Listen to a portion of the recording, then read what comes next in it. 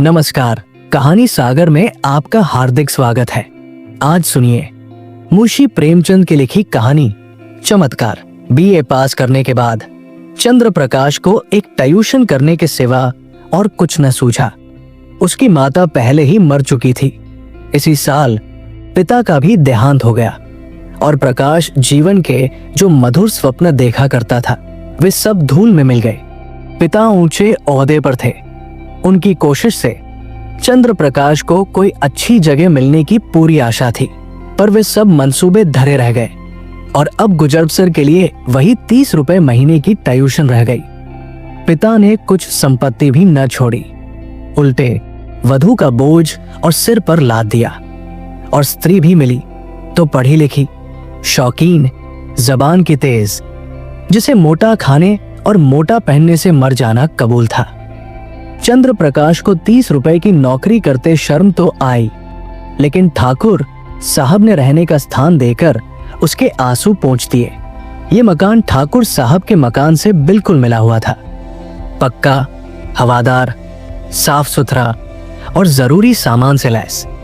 ऐसा मकान 20 रुपए से कम पर न मिलता। काम केवल 2 घंटे का था।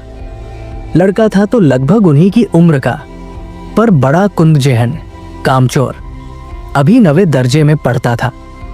सबसे बड़ी बात ये कि ठाकुर और ठाकुराइन दोनों प्रकाश का बहुत आदर करते थे, बल्कि उसे लड़का ही समझते थे। वो नौकर नहीं, घर का आदमी था और घर के हर एक मामले में उसकी सलाह ली जाती थी। ठाकुर साहब अंग्रेजी नहीं जानते थे। उनकी समझ में अंग्रेजीदा लौंडा भी उनसे ज्यादा बुद्धिमान, चतुर और तजर्बेकार था। संध्या का समय था। प्रकाश ने अपने शिष्य वीरेंद्र को पढ़ाकर छड़ी उठाई तो ठाकुराइन ने आकर कहा, अभी न जाओ बेटा, जरा मेरे साथ आओ, तुमसे कुछ सलाह करनी है। प्रकाश ने मन में सोचा, आज कैसी सलाह है? वीरेंद्र के सामने क्यों नहीं कहा। उसे भीतर ले जाकर रमा देवी ने कहा, तुम्हारी क्या सलाह है? बीरू को ब्याह दूं? एक बहुत अच्छे घर से संदेशा आया है। प्रकाश ने मुस्कुराकर कहा, ये तो बीरू बाबू ही से पूछिए। नहीं, मैं तुमसे पूछती हूं। प्रकाश ने असमंजस में पढ़कर कहा, मैं इस विषय में क्या सलाह दे सकता हूं? उनका 20वां साल तो है, लेकिन ये समझ लीजिए कि पढ़ना हो चुका, तो अभी न करूं। यही सलाह है, जैसा आप उचित समझें। मैंने तो दोनों बातें कह दी, तो कर डालूं? मुझे यही डर लगता है कि लड़का कहीं बहक न जाए। मेरे रहते इसकी तो आप चिंता न करें। हाँ, इच्छा हो तो कर डालिए, कोई हरज भी नहीं है। सब तैयारियां तुम्ही को करनी पड़ेंगी, ये समझ लो। तो मैं इनकार कब करता हूं? रोटी की खैर मनाने वाले शिक्षित युवकों में एक प्रकार की दुविधा होती है, जो उन्हें अप्रिय सत्य कहने से रोकती है। प्रकाश में भी यही कमजोरी थी। बात पक्की हो गई और विवाह का सामान होने लगा। ठाकुर साहब उन मनुष्यों में थे जिन्हें अपने ऊपर विश्वास नहीं होता। उनकी निगाह में प्रकाश की डिग्री उनके 60 साल के अनुभव से कहीं मूल्यवान थी। विवाह का सारा आयोजन प्रकाश के हाथों में था। 10-12 हजार रुपए खर्च करने का अधिकार कुछ कम गौरव की बात न थी। देखते देखते ही फटेहाल युवक जिम्मेदार मैनेजर बन बैठा। कहीं कपड़े वाला उसे सलाम करने आया है, कहीं मोहल्ले का बनिया घेरे हुए है, कहीं गैस और शामियाने वाला खुशामद कर रहा है। वह चाहता तो 200-400 रुपए बड़ी आसानी से बना लेता, लेकिन इतना नीच न था। फिर उसके साथ क्या दगा करता जिसने सब कुछ उसी पर छोड़ दिया था। पर जिस दिन उसने 5,000 के जेवर खरीदे, उस दिन उसका मन चंचल हो उठा। घर आकर चंपा से बोला, हम तो यहाँ रोटियों के मोहताज हैं और दुनिया में ऐसे आदमी पड़े हुए हैं जो हजारों लाखों रुपए के जेवर बनवा डालते हैं। ठाकुर साहब ने आज बहू के चढ़ावे के लिए 5,000 के जेवर खरीदे। ऐसी ऐसी चीजें कि देखकर आंखें ठंडी हो जाए। सच कहता हूं, बास चीजों पर तो आंख नहीं ठहरती थी। चंपा ईर्ष्याजनित विराग से बोली, ओह, हमें क्या करना है? जिन्हें ईश्वर ने दिया है वे पहने, यहाँ तो रोकर मरने ही के लिए पैदा हुए हैं। चंद्र प्रकाश, इन्हीं लोगों की मौज है, न कमाना न धमाना। बाप दादा छोड़ गए हैं, मजे से खाते और चैन करते हैं। इसी से कहता हूं, ईश्वर बड़ा अन्यायी है। चंपा, अपना अपना पुरुषार्थ है, ईश्वर का क्या दोष। तुम्हारे बाप दादा छोड़ गए होते तो तुम भी मौज करते। यहाँ तो रोटियां चलना मुश्किल है। गहने कपड़े को कौन रोए, और न इस जिंदगी में कोई ऐसी आशा ही है। कोई गत की साड़ी भी नहीं रही कि किसी भले आदमी के घर जाऊं तो पहन लूं। मैं तो इसी सोच में हूं कि ठकुराइन के यहां ब्याह में कैसे जाऊंगी। सोचती हूं, बीमार पड़ जाती तो जान बचती। ये कहते कहते चंपा की आंखें भर आई। प्रकाश ने तसल्ली दी, साड़ी तुम्हारे लिए लाओ। अब क्या इतना भी न कर सकूंगा? मुसीबत के ये दिन क्या सदा बने रहेंगे? जिंदा रहा तो एक दिन तुम सिर से पांव तक जेवरों से लदी रहोगी।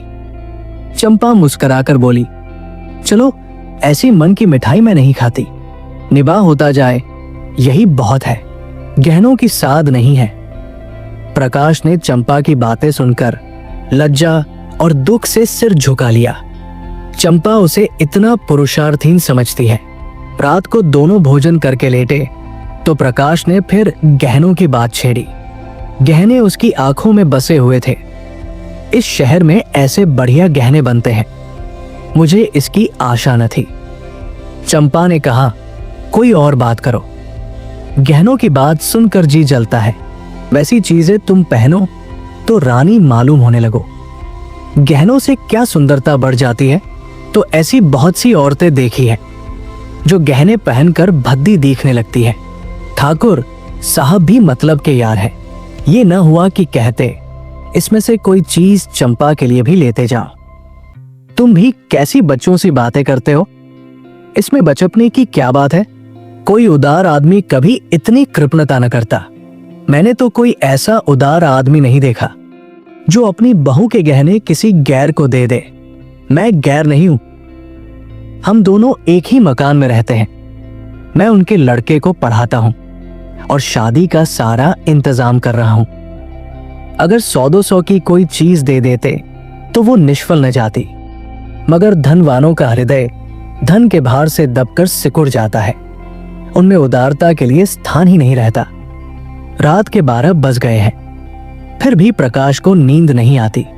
बार बार ही चमकीले गहने आंखों के सामने आ जाते हैं। कुछ बादल हो आए हैं और बार बार बिजली चमक उठती है। सहसा प्रकाश चारपाई से उठ खड़ा हुआ।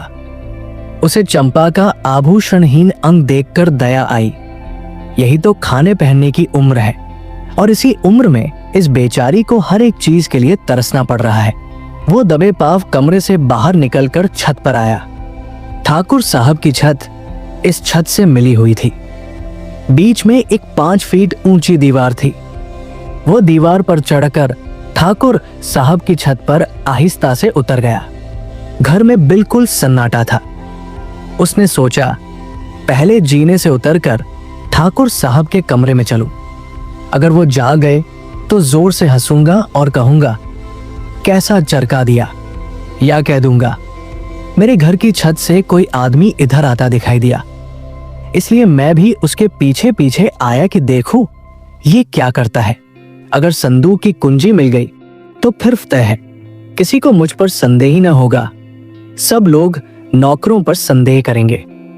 मैं भी कहूंगा, साहब, नौकरों की हरकत है, इन्हें छोड़कर और कौन ले जा सकता है। मैं बेदाग बच जाऊंगा। शादी के बाद कोई दूसरा घर लूंगा, फिर धीरे धीरे एक एक चीज चंपा को दूंगा जिसमें उसे कोई संदेह न हो। फिर भी जब वो जीने से उतरने लगा तो उसकी छाती धड़क रही थी। धूप निकल आई थी। प्रकाश अभी सो रहा था कि चंपा ने उसे जगाकर कहा, बड़ा गजब हो गया। रात को ठाकुर साहब के घर में चोरी हो गई। चोर गहने की संदूकची उठा ले गया। प्रकाश ने पड़े पड़े पूछा, किसी ने पकड़ा नहीं चोर को? किसी को खबर भी हो? वो संदूकची ले गया जिसमें ब्याह के गहने रखे थे। न जाने कैसे कुंजी उड़ा ली और न जाने कैसे उसे मालूम हुआ कि इस संदूक में संदूकची रखी है। नौकरों की कार्रवाई होगी। बाहरी चोर का ये काम नहीं है। नौकर तो उनके तीनों पुराने हैं। नियत बदलते क्या देर लगती है। आज मौका देखा, उठा ले गए। तुम जाकर जरा उन लोगों को तसल्ली तो दो। ठाकुराइन बेचारी रो रही थी। तुम्हारा नाम ले लेकर कहती थी। बेचारा महीनों इन गहनों के लिए दौड़ा, एक एक चीज अपने सामने जंचवाई, और चोर दाढ़ी जारों ने उसकी सारी मेहनत पर पानी फेर दिया। प्रकाश चटपट उठ बैठा और घबराता हुआ सा जाकर ठाकुराइन से बोला, ये तो बड़ा अनर्थ हो गया माताजी। मुझसे तो अभी अभी चंपा ने कहा। ठाकुर साहब सिर पर हाथ रखे बैठे हुए थे। बोले, कहीं सेंध नहीं, कोई ताला नहीं टूटा, किसी दरवाजे की चूल नहीं उतरी। समझ में नहीं आता चोर आया किधर से। ठाकुराई ने रोकर कहा, मैं तो लुट गई भैया, ब्याह सिर पर खड़ा है। कैसे, क्या होगा भगवान। तुमने दौड़ धूप की थी, तब कहीं जाकर चीजें आई थी। न जाने किस मनहूस शायद से लगन आई थी। प्रकाश ने ठाकुर साहब के कान में कहा, मुझे तो किसी नौकर की शरारत मालूम होती है। ठाकुराई ने विरोध किया, अरे नहीं भैया, नौकरों में ऐसा कोई नहीं। 10-10 हजार रुपए यूं ही ऊपर रखे रहते थे, कभी एक पाई भी नहीं गई। ठाकुर साहब ने नाक सिकोड़ कर कहा, तुम क्या जानो, आदमी का मन कितना जल्द बदल जाया करता है। जिसने अब तक चोरी नहीं की वो कभी चोरी न करेगा, ये कोई नहीं कह सकता। मैं पुलिस में रिपोर्ट करूंगा और एक एक नौकर की तलाशी कराऊंगा। कहीं माल उड़ा दिया होगा। जब पुलिस के जूते पड़ेंगे तो आप ही कबूलेंगे। प्रकाश ने पुलिस का घर में आना खतरनाक समझा। कहीं उन्हीं के घर में तलाशी ले तो अनर्थ ही हो जाए। बोले, पुलिस में रिपोर्ट करना और तहकीकात कराना व्यर्थ है। पुलिस माल तो न बरामद कर सकेगी, हाँ नौकरों को मारपीट भले ही लेगी। कुछ नजर भी उसे चाहिए, नहीं तो कोई दूसरा ही स्वांग खड़ा कर देगी। मेरी तो सलाह है कि एक एक नौकर को एकांत में बुलाकर पूछा जाए। ठाकुर साहब ने मुंह बनाकर कहा, तुम भी क्या बच्चों सी बात करते हो प्रकाश बाबू। भला चोरी करने वाला अपने आप कबूलेगा? तुम मारपीट भी तो नहीं करते। हाँ, पुलिस में रिपोर्ट करना मुझे भी फजूल मालूम होता है। माल बरामद होने से रहा, उल्टे महीनों की परेशानी हो जाएगी। प्रकाश, लेकिन कुछ न कुछ तो करना ही पड़ेगा। ठाकुर, कोई लाभ नहीं। हाँ, अगर कोई खुफिया पुलिस हो जो चुपके चुपके पता लगाए तो अलबत्ता माल निकल आए। लेकिन यहां ऐसी पुलिस का तकदीर ठोंक कर बैठ रहो और क्या। प्रकाश, आप बैठ रहिए, लेकिन मैं बैठने वाला नहीं। मैं इन्हीं नौकरों के सामने चोर का नाम निकलवाऊंगा। ठाकुराइन, नौकरों पर मुझे पूरा विश्वास है। किसी का नाम निकल भी आए तो मुझे संदेह ही रहेगा। किसी बाहर के आदमी का काम है, चाहे जिधर से आया हो, पर चोर आया बाहर से। तुम्हारे कोठे से भी तो आ सकता है। ठाकुर, हाँ, जरा अपने कोठे पर तो देखो, शायद कुछ निशान मिले। कल दरवाजा तो खुला नहीं रह गया। प्रकाश का दिल धड़कने लगा। बोला, मैं तो 10 बजे द्वार बंद कर लेता हूं। हाँ, कोई पहले से मौका पाकर कोठे पर चला गया हो और वहां छिपा बैठा रहा हो तो बात दूसरी है। तीनों आदमी छत पर गए तो बीच की मुड़ेर पर किसी के पांव की रगड़ के निशान दिखाई दिए। जहां पर प्रकाश का पांव पड़ा था वहां का चूना लग जाने के कारण छत पर पांव का निशान पड़ गया था। प्रकाश की छत पर जाकर मुड़ेर की दूसरी तरफ देखा तो वैसे ही निशान वहां भी दिखाई दिए। ठाकुर साहब सिर झुकाए खड़े थे, संकोच के मारे कुछ कह न सकते थे। प्रकाश ने उनके मन की बात खोल दी। इससे तो स्पष्ट होता है कि चोर मेरे ही घर में से आया। अब तो कोई संदेह ही नहीं रहा।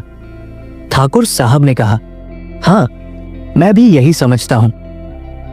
लेकिन इतना पता लग जाने से ही क्या हुआ। माल तो जाना था, सो गया। अब चलो आराम से बैठें। आज रुपए की कोई फिक्र करनी होगी। प्रकाश, मैं आज ही वो घर छोड़ दूंगा। ठाकुर, क्यों? इसमें तुम्हारा कोई दोष नहीं। प्रकाश, आप कहें। लेकिन मैं समझता हूं मेरे सिर बड़ा भारी अपराध लग गया। मेरा दरवाजा 9-10 बजे तक खुला ही रहता है। चोर ने रास्ता देख लिया, संभव है 2-4 दिन में फिर आ घुसे। घर में अकेली एक औरत सारे घर की निगरानी नहीं कर सकती। इधर वो तो रसोई में बैठी है, उधर कोई आदमी चुपके से ऊपर चढ़ जाए तो जरा भी आहट नहीं मिल सकती। मैं घूम घाम कर कभी 9 बजे आया, कभी 10 बजे, और शादी के दिनों में तो देर होती ही रहेगी। उधर का रास्ता बंद हो जाना चाहिए। मैं तो समझता हूं इस चोरी की सारी जिम्मेदारी मेरे सिर है। ठाकुराइन डरी, तुम चले जाओगे भैया, तब तो घर और फाड़ खाएगा। प्रकाश, कुछ भी हो माताजी, मुझे बहुत जल्द घर छोड़ना ही पड़ेगा। मेरी गफलत से चोरी हुई, उसका मुझे प्रायश्चित करना ही पड़ेगा। आप सुन रहे थे मुंशी प्रेमचंद की लिखी कहानी चमत्कार। ऐसी और प्रेरणादायक कहानियों के लिए हमारे चैनल कहानी सागर को सब्सक्राइब करें। अगर ये कहानी आपके दिल को छू गई हो तो इसे लाइक करें और अपने दोस्तों और परिवार के साथ शेयर करें।